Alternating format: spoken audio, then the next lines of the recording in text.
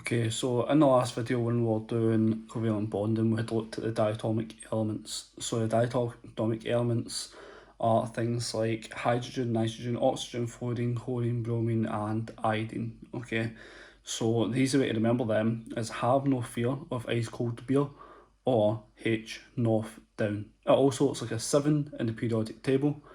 Okay, so you get hydrogen up the left and then it looks like a 7 going down. Okay, so that's the easy way to remember them.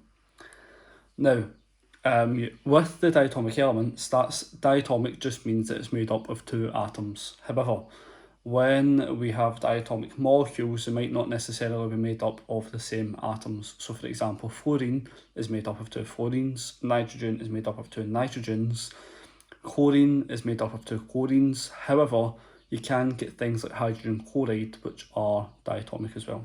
Okay, so hydrogen chloride, if you write down, okay, so hydrogen chloride. So we know hydrogen chloride is made up of hydrogen and it's also made up of chlorine. So what we want to do is you want to write down your two element symbols and you want to draw the outer shell. Okay, you then want to fill in the number of outer electrons for each atom. So for hydrogen you have 1, and for chlorine, because it's in group 7, you have 7. 1, 2, 3, 4, and then we start pairing them up, 5, 6 and 7. Now because chlorine isn't only in the first shell, okay, you don't only have one shell in chlorine, you need 8 electrons to fill the outer shell. Okay, hydrogen, because that is the first element, okay, in the first shell, and any atom we know only can occupy 2 electrons, it can only hold 2 electrons. That means hydrogen needs 1 electron because it can only hold a maximum of 2, and chlorine needs another 1 electron because it can hold a maximum of 8. So in this case here, hydrogen can share its electron with chlorine and chlorine can share that electron with hydrogen. So when you end up with this here, you have hydrogen and you have chlorine. Now, you can see the size differences here. Hydrogen is smaller because it's the first shell, and chlorine is larger because it can hold more electrons, and that's in the third shell. So that's 2, 8, 7. Okay, so hydrogen, you know, you had 1 electron for hydrogen, so fill that in the shape in the space here. Chlorine had 7, 1, 2, 3, 4, 5, 6, 7. Chlorine now has 8 electrons in total, 1, 2, 3, 4, 5, 6, 7 and 8, just because it's sharing an electron here, so that's stable. We know it's stable because it has the same electron configuration or arrangement as a noble gas. Okay, so it's a full outer shell of electrons. Hydrogen is also stable because it now has 2 electrons. It had the one you started with, and the chlorine is sharing an electron, so it now has 2. So that's stable. This here, remember, is a shared pair of electrons, and that gives you a covalent bond.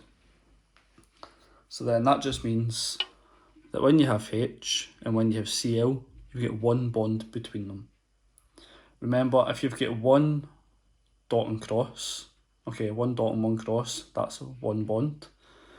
If you have dot and cross and then another dot and cross in the same overlap part here, then that would be 2 bonds. If you had 3 dots and crosses, that would be 3 bonds.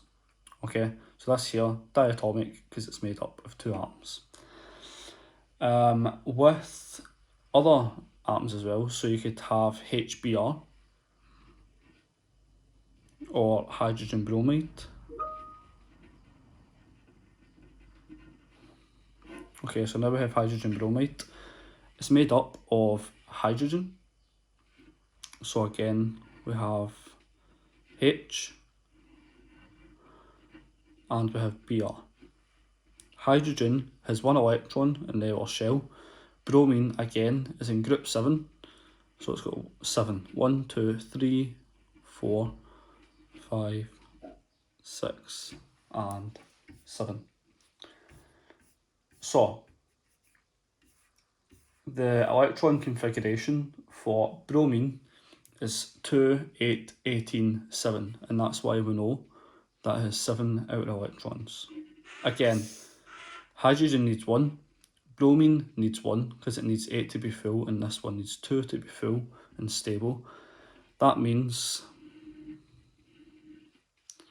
that we have Br and we have H. That cross, that electron comes from your hydrogen here. You know bromine has 7. 1, 2, 3, 4, 5, 6, 7. So hydrogen is now stable because it's got 2 electrons, the one it originally had and the one that's being shared too. Bromine has the 7 electrons, okay, but it is sharing the one from the hydrogen as well, so it's got 8 in total, which makes it stable. 1, 2, 3, 4, 5, 6, 7, and then 8 because of that extra one from the hydrogen. So that's diatomic molecules, okay. I'll make another video for the exercises at the back of the book, so I'll have a little look at exercise 4, question 5, and I'll give you some solutions to them. Okay, hopefully this helps. If it doesn't make sense, make sure you comment on Teams and Ask.